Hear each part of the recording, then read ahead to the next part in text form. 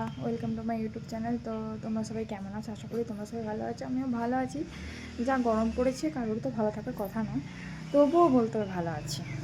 তো যাই হোক, এখন সকাল বাজে 8:20। তো আজকের ব্লগটা এখান থেকেই শুরু করছি। তো লাস্ট পর্যন্ত দেখতে থাকো আর আমার চ্যানেলটাকে সাবস্ক্রাইব করো। হ্যালো বন্ধুরা, শুভ সকাল। তো আজকে সকালটা শুরু হচ্ছে ভোর 8টা থেকে। ওর রাত্রে নাইট ডিউটি ছিল, তো যেদিনে নাইট ডিউটি থাকে তো সেদিন আমাদের দুজনেরই ঘুমানো। ও তো ডিউটিতে ঘুমায় না, আর আমিও ঘরে থাকলে মানে আমি রুমে থাকলে আমারও ঘুম ধরে না। তো সকালবেলার দিকে এসেছিলো, 1 ঘন্টা রেস্ট করে ব্রেকফাস্ট করে আবার ডিউটি চলে গেছিলো। তো তারপরে কাঁচড়া নিতে গাড়ি এসেছিলো, তো কাঁচড়াগুলো দিলাম। ও থাকলে ওই দেয়, ও না থাকলে আমি দিয়ে দিই। তো আজকে আমাদের বাড়িতে কোনো সবজি নেই, মানে একটাও কোনো সবজি ছিল না, শুধু আলু ছিল। তো প্রত্যেক দিন আমিই সবজি বাজার করতে চাই, কিন্তু দুদিন আমি যাইনি, তো সেই জন্য নেই। আর ওকে আজকে ডিউটি যাওয়ার সময় বলেছিলাম যে তুমি কিছু সবজি কিনে পাঠিয়ে দেবে কালকে। তো সেই জন্য আজকে আর কিছু রান্না করি না। এমনি তো আজকে প্রচুর গরম পড়েছে, আমার অনেক কাজও আছে, আজকে অনেক কাঁচার জিনিস আছে, তোমাকে কাচতে হবে। তো সেই জন্য বলেছিলাম যে আলু ভাতে ভাত করব।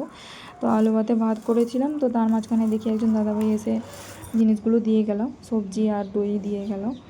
তো ও আমাদের পাশের বাড়ির একজন দাদাভাই হয়, তো ওকে বলেছিল নিশ্চয়ই ও দিয়ে গেছে। আমাকে ফোন করে বললো যে একদিন যাচ্ছে দিয়ে দেবে। তা আমি এগুলো নিয়ে আবার আমি ঘরে পোছা লাগাচ্ছিলাম, ঝাড় দিয়েছিলাম। তো ভাত আমি বসিয়ে দিয়েছিলাম, তো আমি তাকে ফোন করে বললাম আমি তো ভাত বসিয়ে দিয়েছি, আর কি কিছু করবো? তাহলে সবজি তো পাঠিয়ে দিয়েছো। বলে না, আর কিছু করতে হবে না, ভাতই করে ফেলো। আর দই আছে, দই পাঠিয়েছি, তো দই দিয়ে খাওয়া হয়ে যাবে। আমি বললাম ঠিক আছে। তো সেই জন্য আজকে আর রান্নার কোনো চাপ নেই। আজকে শুধু ঘরের কাজ করব আর একটু নিজের জন্য একটু সময় বার করবো, ব্যাস। তো আমার এমনিতেও আমার দুদিন আমার একটা ডান হাত প্রচণ্ড যন্ত্রণা হচ্ছে, আমি জানি না। তো যাই হোক, আজকে অনেক কাছাকাছি আছে। তো ওর অনেক জামা পড়ে আছে, কালকে রাত্রে ভিজিয়ে রেখেছিলাম, আজকে কাচবো বলে, না কাল রাত্রেই কাচবো বলে ভিজিয়ে রেখেছিলাম বিকাল থেকে। তো সন্ধ্যার সময় প্রচণ্ড বৃষ্টি হওয়ার জন্য আর কাচিনি, তো সেই রকম জামাগুলো পড়ে আছে, তো আজকে সকালে কাচতেই হবে। তো ওই জন্য আজকে আর কোনো রান্না করি না। আর এমনিতে কোনো সবজিও ছিল না, আর সকালে আমি বলেও তাকে রেখেছিলাম যে আজকে আমি কিছু রান্না করবো না। তো যাই হোক, সেই জন্য আজকে আর কিছু রান্না নেই আমাদের। আজকে দই ভাত খাওয়া হবে, যা গরম পড়েছে দই ভাত খাওয়া খুবই ভালো আমার মনে হয়।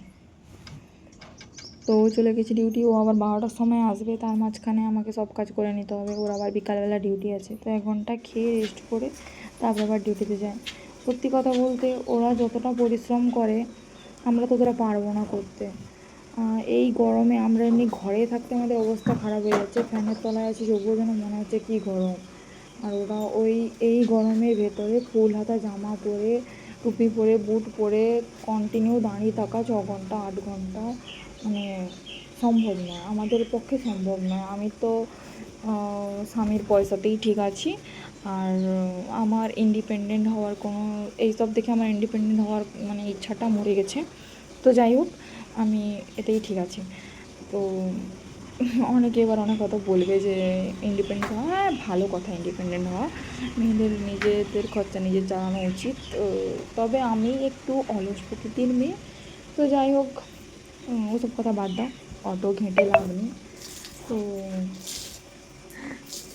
অনেকে এখন জ্ঞান দিবে, তো জ্ঞান দেওয়ার কোনো দরকার নেই, আমি জানি ভালো কোনটা মন্দ কোনটা, তো আমি জাস্ট মজাক করলাম। তো আজকের ব্লগটা এই পর্যন্ত, দেখা হচ্ছে পরের ভিডিওতে। তো আমি এখনও স্নান করিনি, আমি স্নান করব, ও আসবে ডিউটি থেকে, আবার খাওয়া দাওয়া করে বিকালে ও ডিউটি যাবে।